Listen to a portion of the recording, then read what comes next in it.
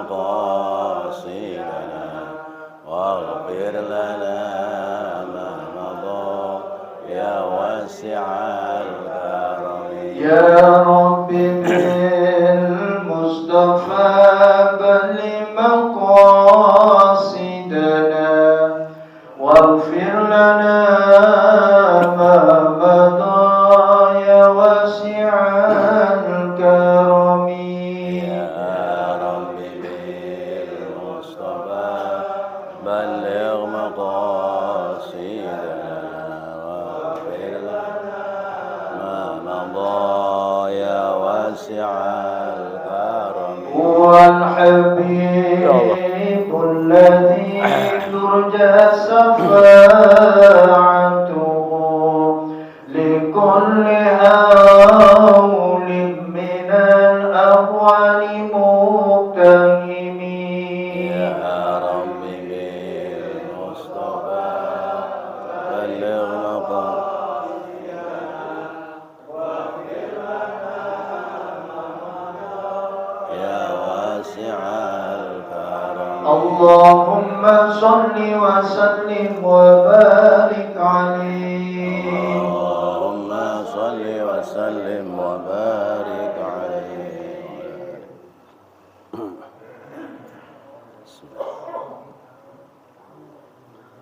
Assalamualaikum warahmatullahi wabarakatuh. Bismillahirrahmanirrahim. Alhamdulillahi rabbil alamin. Wal 'aqibatu lil muttaqin wa la 'udwana illa 'alal zalimin. Wassalatu wassalamu ala sayyidil mursalin sayyidina Muhammadin wa ala alihi wa sahbihi ajma'in. Amma ba'du, qala rabbi shrah li sadri wa yassir li amri wahlul 'uqdatam min lisani yafqahu qawli. Amin. Bapak Ibu hadirin hadirat segenap jamaah pengajian Majelis Ta'lim Masjid Jami Al-Ihsaniyah seluruhnya yang dimuliakan Allah Subhanahu wa taala, para pencinta ilmu, ahli kebajikan, ahli ibadah, pengharap ridha serta barokah Allah, insyaallah calon-calon surganya Allah Subhanahu wa taala. Amin. Kita bersyukur kepada Allah, alhamdulillah malam hari ini Allah telah banyak limpahkan rahmat, nikmat serta karunia sehingga kita dapat hadir dalam rangka kita bertolabul ilmi. Semoga hadir kita, duduk kita di majelis yang mulia ini dicatat oleh Allah sebagai bagian dari amal ibadah serta Allah berikan pahala kepada kita. Amin ya rabbal alamin. Salawat teriring salam kita aturkan kepada junjungan kita baginda Nabi Muhammad sallallahu alaihi wasallam, para keluarga, para sahabat dan para pengikutnya sekalian. Hadirin hadirat, kita kembali membuka kitab Tanbihul Ghafilin halaman 51 baris ke-13 dari atas.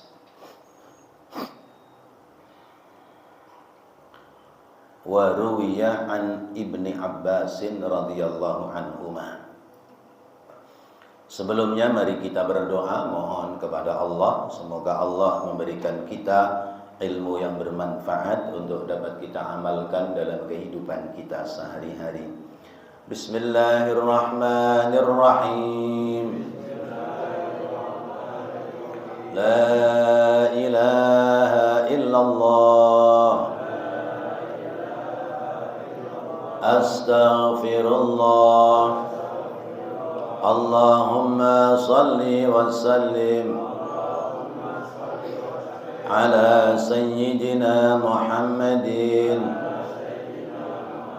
wa ala ali sayyidina Muhammad.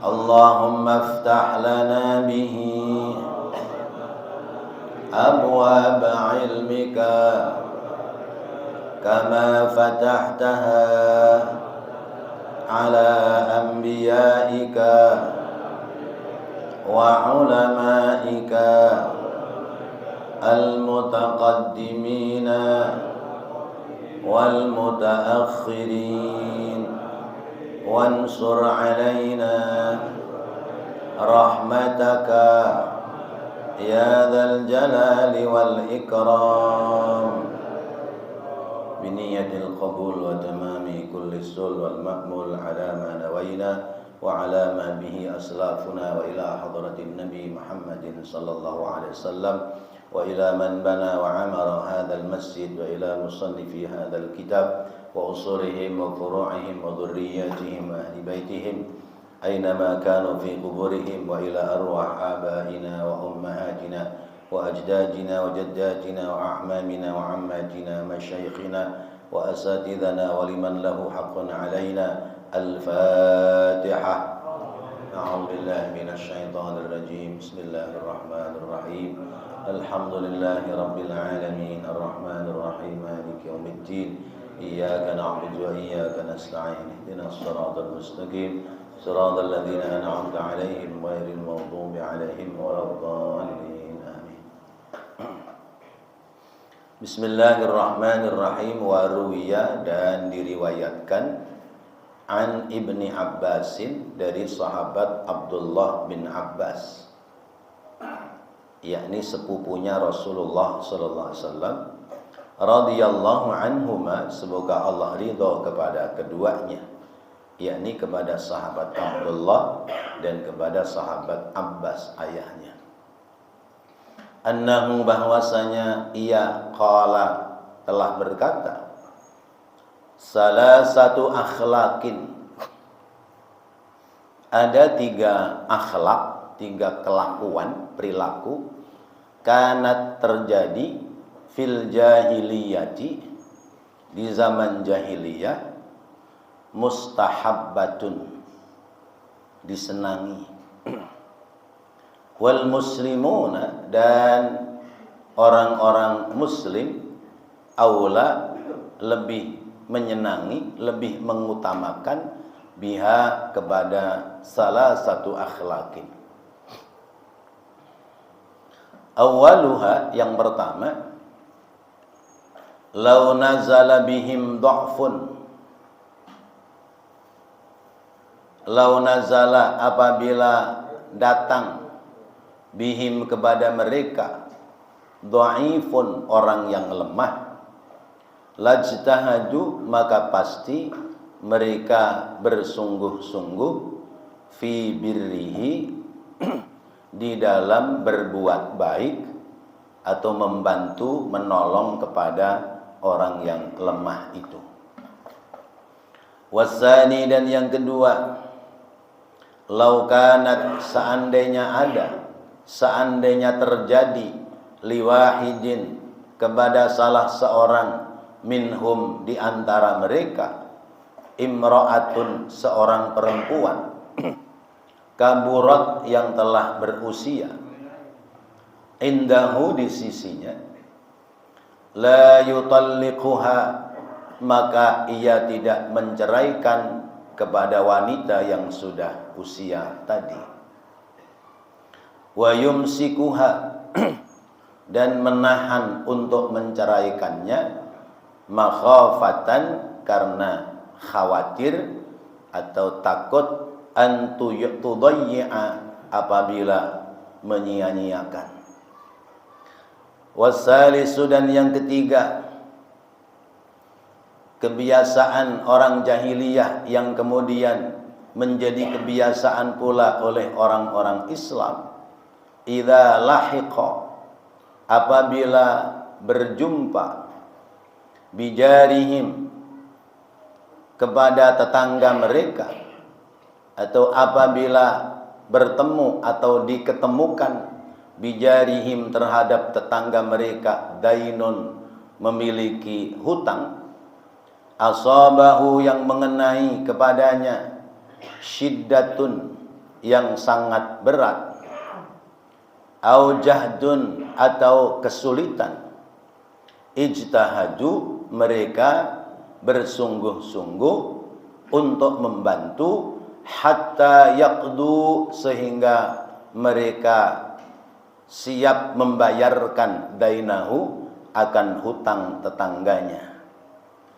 wa akhrajuhu, dan mereka mengeluarkan kesulitan, mengeluarkan terhadap tetangganya, mintil kasyiddati, dari kesulitan yang diderita itu.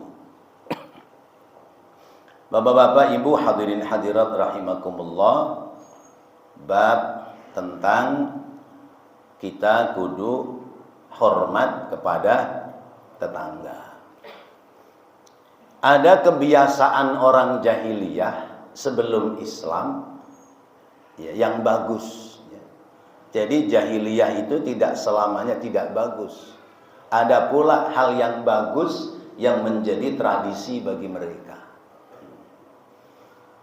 Nah, hal yang bagus yang ada di zaman jahiliyah itu, ketika kemudian datang Islam, maka umat Islam lebih membuat bagus ketimbang sekedar kebagusan yang dibuat oleh orang-orang zaman jahiliyah. Jadi saya ambilkan contoh. Seburuk apapun di masyarakat, karena mungkin tidak mengerti tentang agama, tapi di masyarakat itu pasti ada hal-hal yang baik yang menjadi tradisi kebiasaan di masyarakat. Misalnya, ini masyarakat, misalnya ini masyarakat nggak ngerti ibadah. Di kampung itu mungkin karena nggak ada ustadz, nggak ada kiai, ibadah nggak ngerti. Bahkan kadang-kadang kalau berbuat kebaikan itu keliru.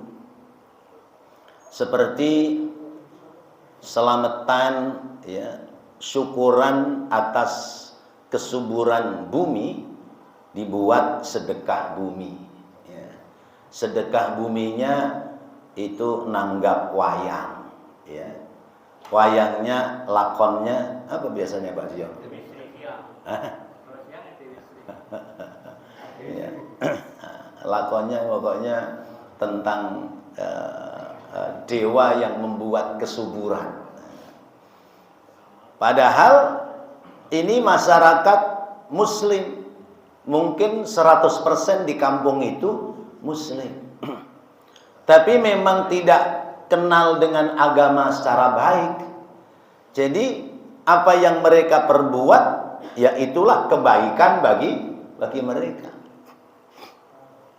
Atau misalnya orang-orang daerah pantai selatan, kalau musim panen ikan, mereka bikin selamatan namanya larung das kebu. Tahu nggak larung das kebu? Ya. Kepala kerbau atau kepala kambing, kepala sapi, ya, diwadahin pada satu tempat, ya, lalu kemudian dialirkan ke laut selatan sebagai tanda terima kasih kepada Nyai Roro Kidul, misalnya begitu. Nah, ini kan amaliyah yang secara syariat bertentangan, ya.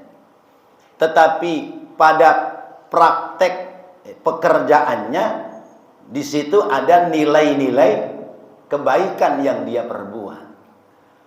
Berterima kasihnya adalah sebuah nilai kebaikan, tapi cara berterima kasihnya adalah sebuah kesalahan dari segi syariat agama. Berarti di posisi seperti itu sekalipun ada nilai kebaikan. Kemudian di masyarakatnya tingkat gotong royongnya lebih kuat ketimbang orang yang ngerti agama. Ya. Di perkotaan yang boleh jadi orang itu paham terhadap agama, tingkat gotong royongnya kurang. Tapi di masyarakat yang secara agama mereka tidak paham 100%, tapi tolong menolongnya lebih kuat.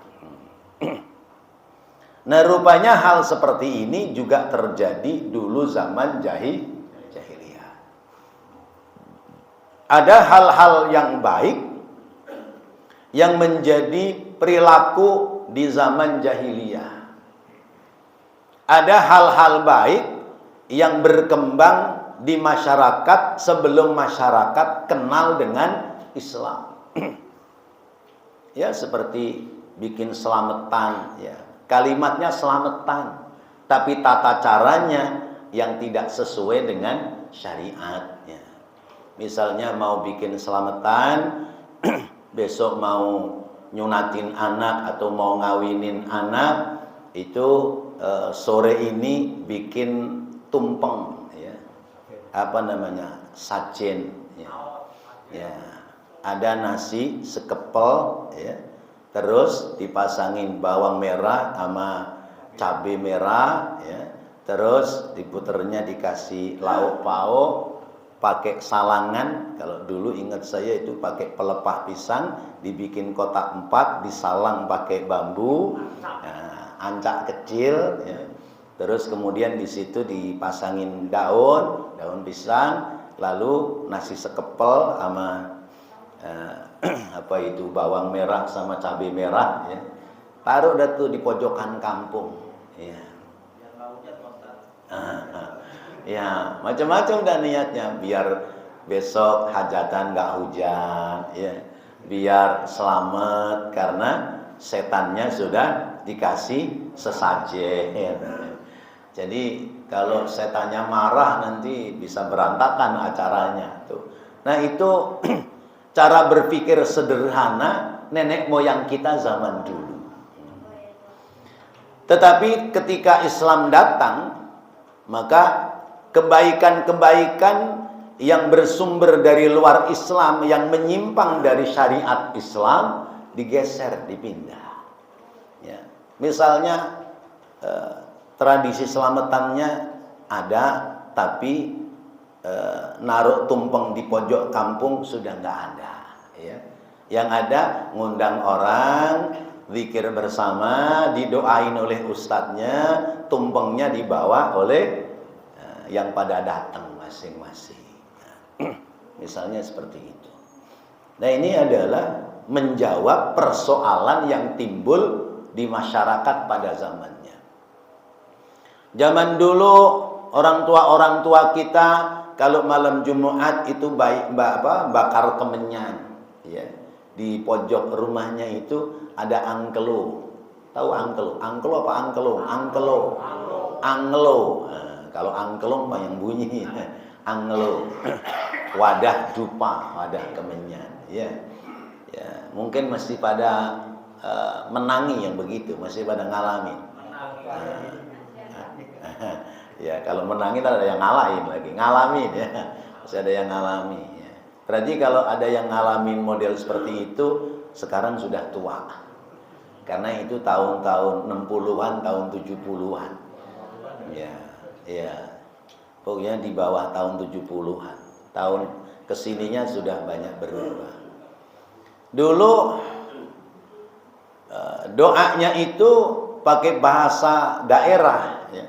Kalau orang Sunda ya pakai bahasa Sunda. Aya orang Sunda di dia. Naonya bahasana. Orang sesajen pakai kemenyan, ya. Ada bahasanya. Kalau orang Jawa ya pakai bahasa Jawa, ya. Baca bismillahnya juga belum pas. Bismillahirrahmanirrahim, ya. Semilah. Menyanabang menyan putih, ya. Ya, menyanabang menyan putih, metu asepe, ya. Setan abang setan putih, minggiro, ojo ganggu sa anak putune, ya.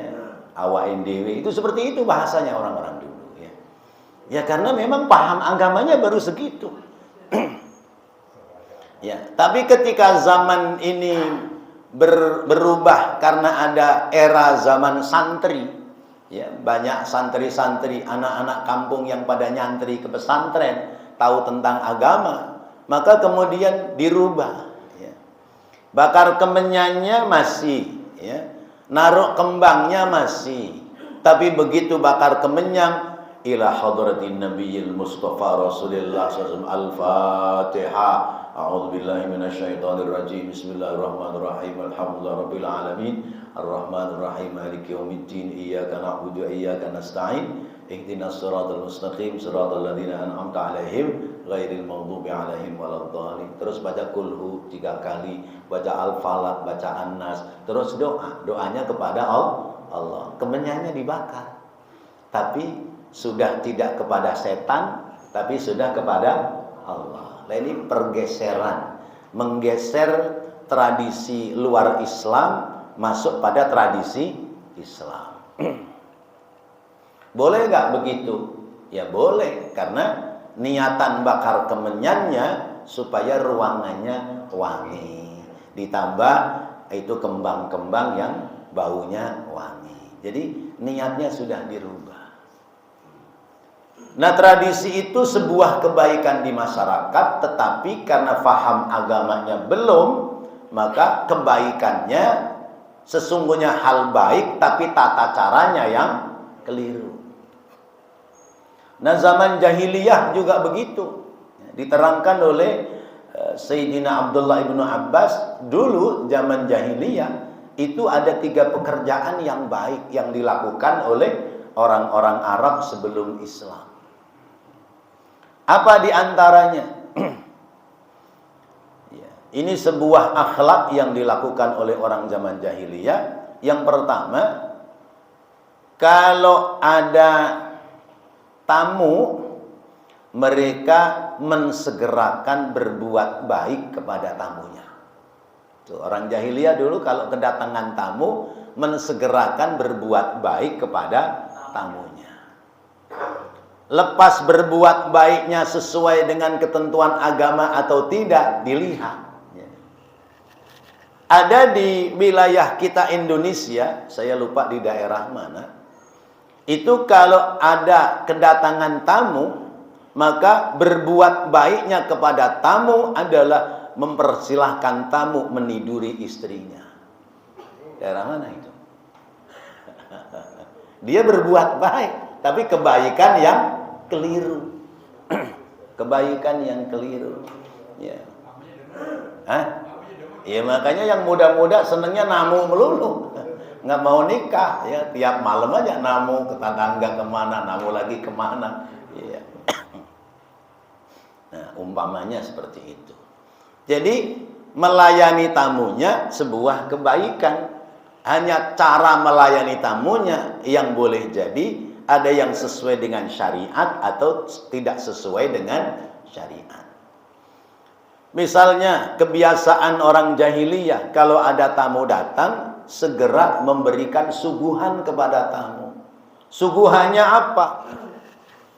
Air minum tua, sebagai bentuk penghormatan kepada tamu. Nah, ini kan kebaikannya penghormatannya, tapi cara memberikan penghormatannya yang keliru karena jahiliyah. Maka kata Sayyidina Abdullah ibnu Abbas, ketika Islam sudah datang dibawa oleh Rasulullah, maka menjamu kepada tamu lebih utama, ya, ketimbang lebih utama orang Muslim ketimbang orang-orang zaman jahiliyah. Sama menjamu tamu, tapi perjamuannya adalah perjamuan dengan cara yang dihalalkan oleh Allah.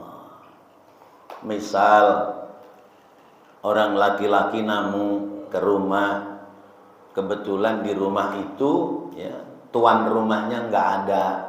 Ya. Zaman jahiliyah itu perempuan mempersilahkan masuk, kemudian dipersiapkan makanan dan sebagainya, sekalipun harus menunggu tuan rumahnya.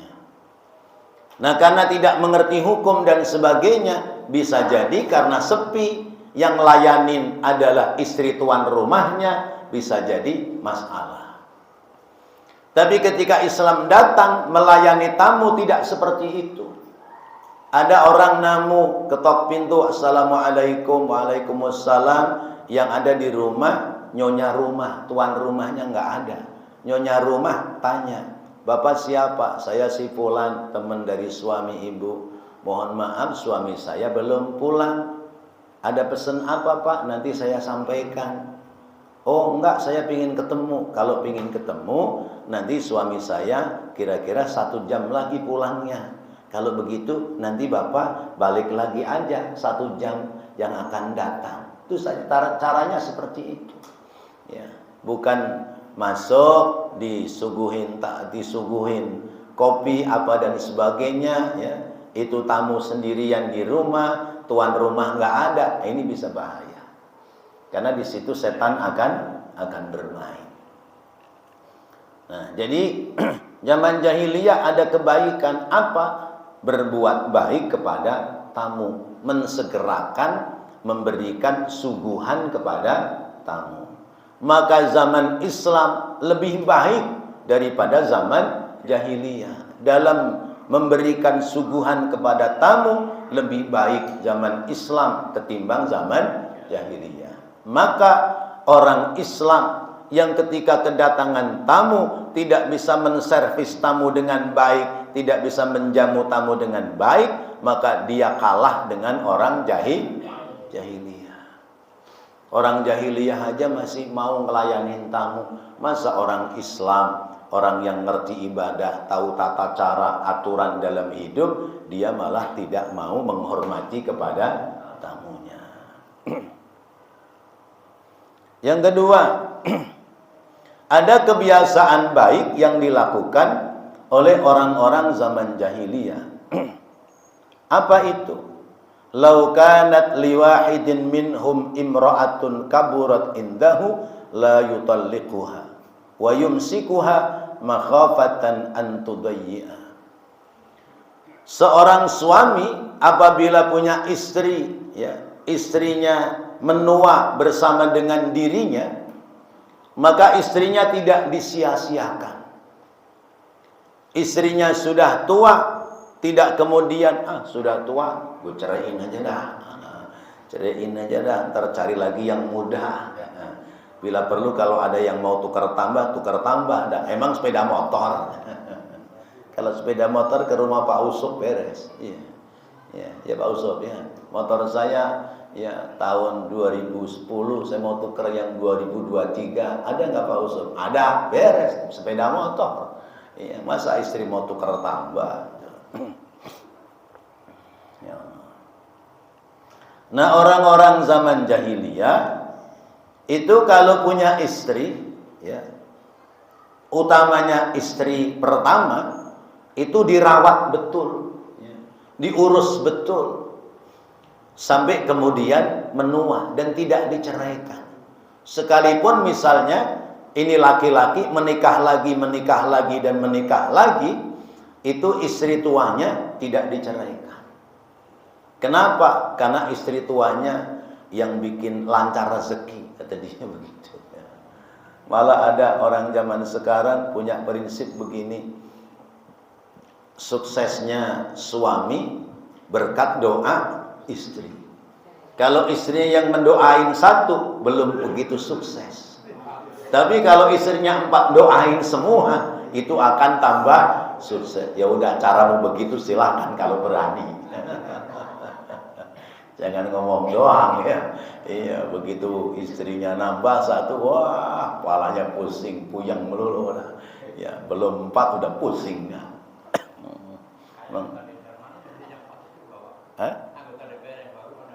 Anggota DPR dari Jawa Timur. Iya, istrinya 4-4-nya kalau pergi kemana-mana dibawa, ya itu dia bisa ya silakan ya. Kalau dia bisa silakan.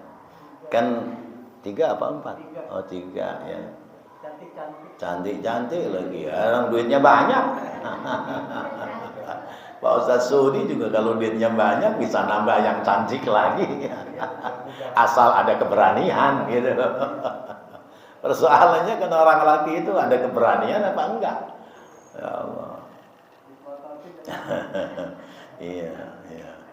Dipelototin udah takut, apalagi istri udah ngambil sapu lidi. Udah ciut gitu dah. Baru sapu lidi. Allah. Jadi kebiasaan orang jahiliyah itu istri pertama itu sampai tua. la yutalliquha, tidak ditalak. Apakah nanti istrinya yang meninggal duluan atau nanti suaminya yang meninggal duluan? Maka sungguh sebuah kebahagiaan wanita-wanita zaman jahiliyah kalau dia itu menjadi istri yang pertama.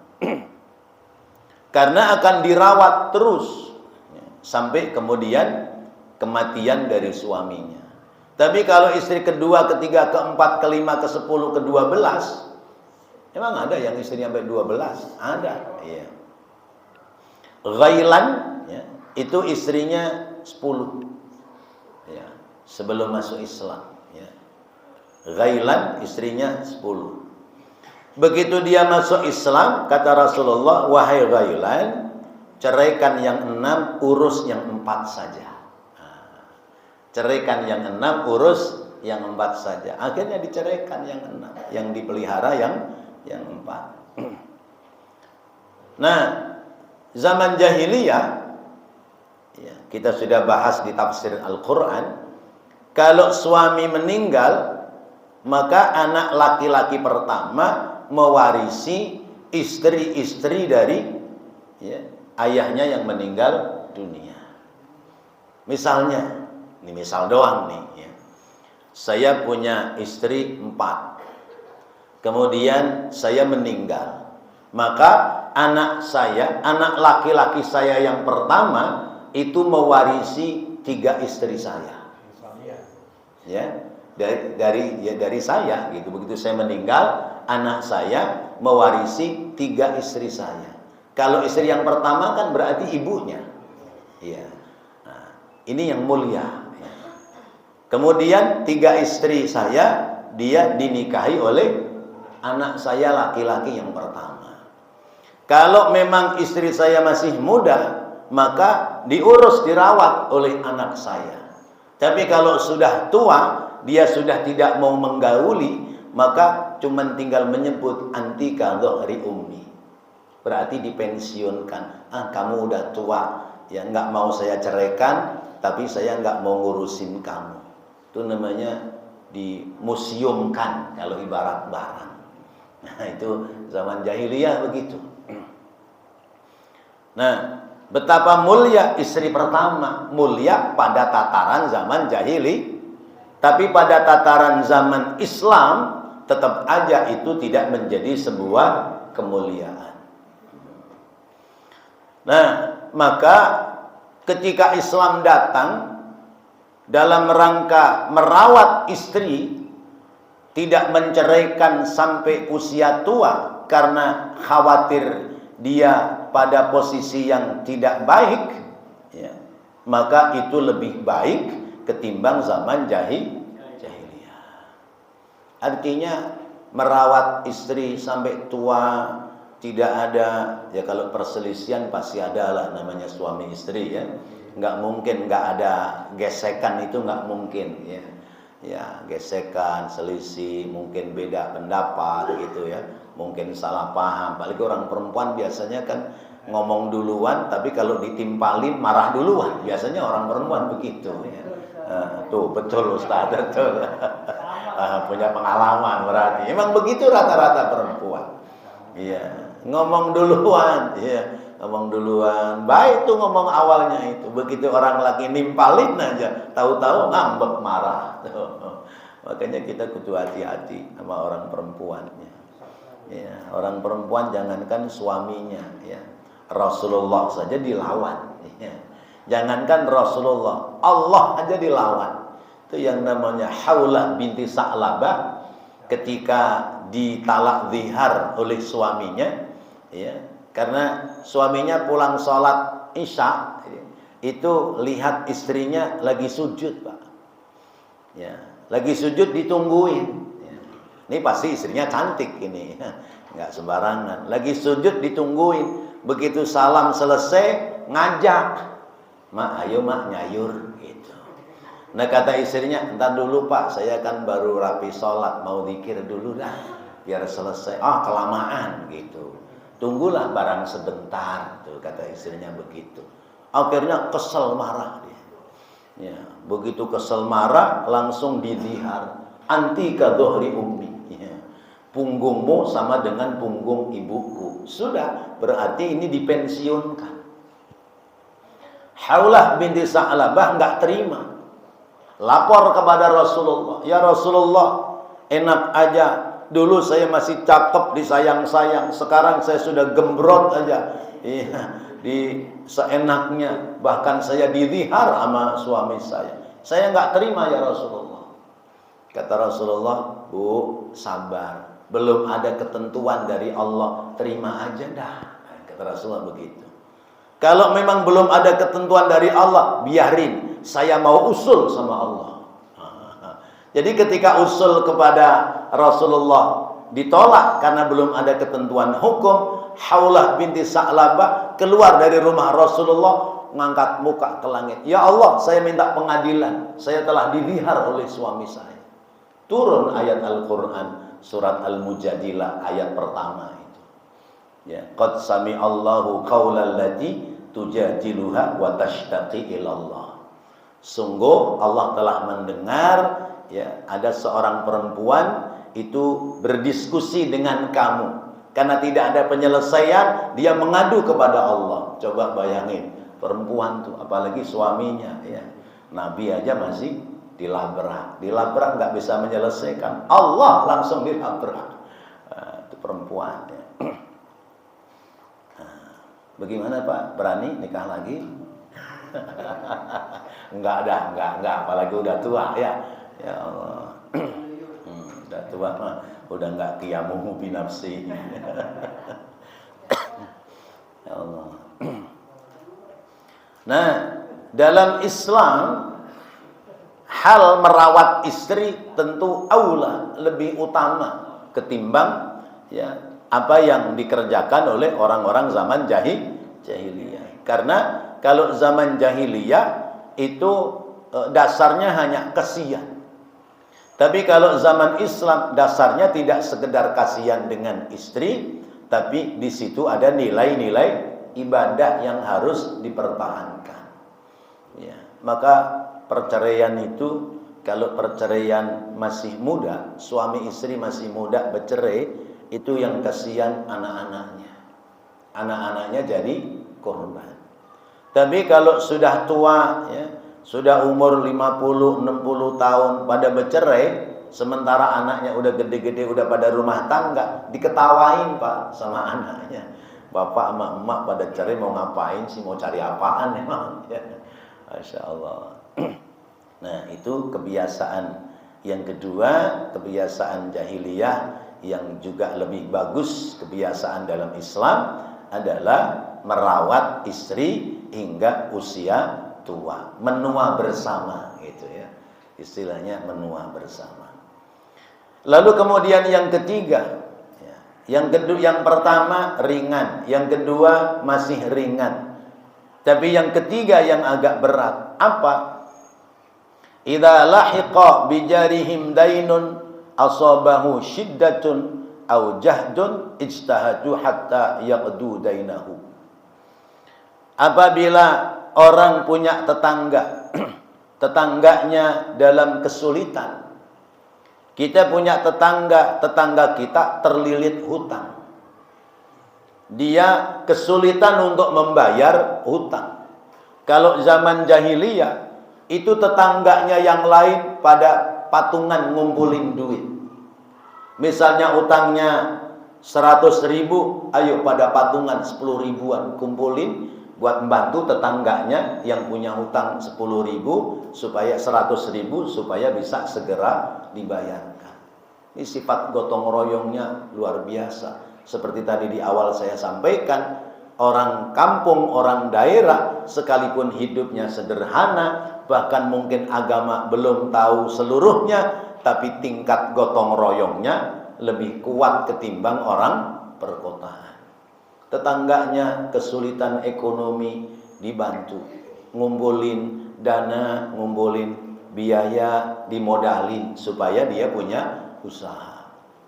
Tetangganya terlilit hutang, ngumpulin, ya, dikumpulin tetangganya, kolekan, ya, kolektifan, ya, kumpulin, dibantu buat bayar utang tetangganya yang terlilit utang.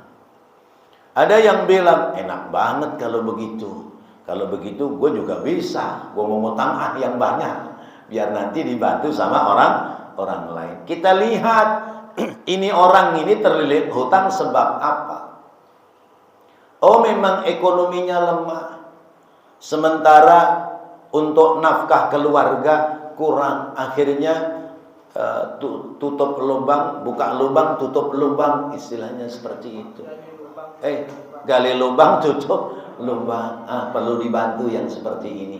Ayo kita patungan, kumpulin duit supaya bisa nutup utang. Nanti supaya dia tidak berangkat dari minus sekian, tapi berangkat dari nol, dia bisa berjuang untuk hidup dalam rumah tangga. Itu tugas tetangga begitu, Pak. Tugas tetangga seperti itu, membantu tetangganya yang dalam kesulitan. Sampai urusan hutang, ya, yang hutang dia, yang make dia, tetangganya ikut mikirin bagaimana cara membayarnya. Bagus apa enggak? Bagus. Tapi kenyataannya dikerjakan apa enggak?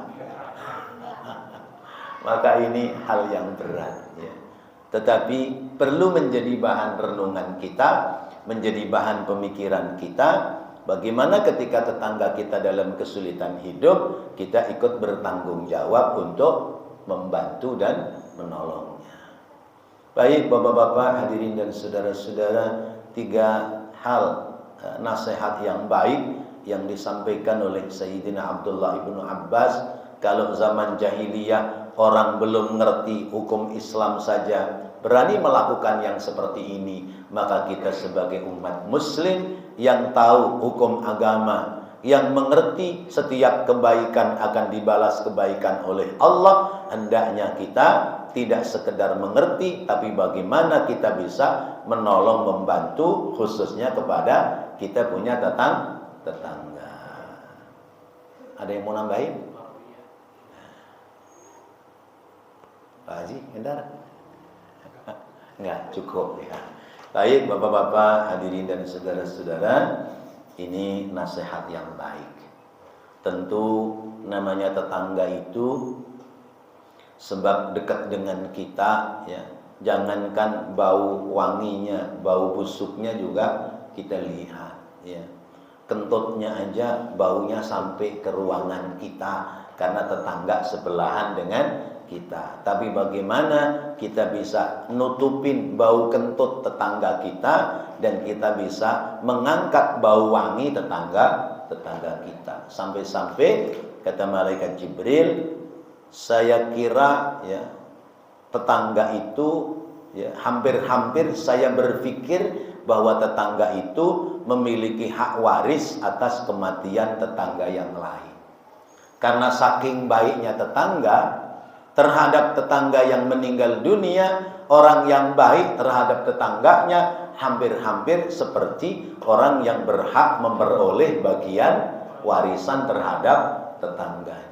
Ya Allah, betapa mulianya Islam mengajarkan kepada kita supaya kita harus berbuat baik kepada siapapun, lebih-lebih adalah terhadap tetangganya sendiri. Sebelum kepada orang lain yang jauh, yang harus diperhatikan adalah tetangga yang dekat. Wallahu a'lam bishawab. Mudah-mudahan apa yang kita bahas, kita pelajari menjadi ilmu yang bermanfaat. Amin ya Allah ya Rabbal alamin. Rabbana taqabbal minna innaka antas sami'ul alim wa tub alaina innaka antat tawwabur rahim. Rabbighfir warham wa anta khairur rahimin. Wa sallallahu ala sayyidina Muhammadin wa ala alihi wa sahbihi wa sallam. Walhamdulillahi rabbil alamin. Wassalamualaikum warahmatullahi wabarakatuh.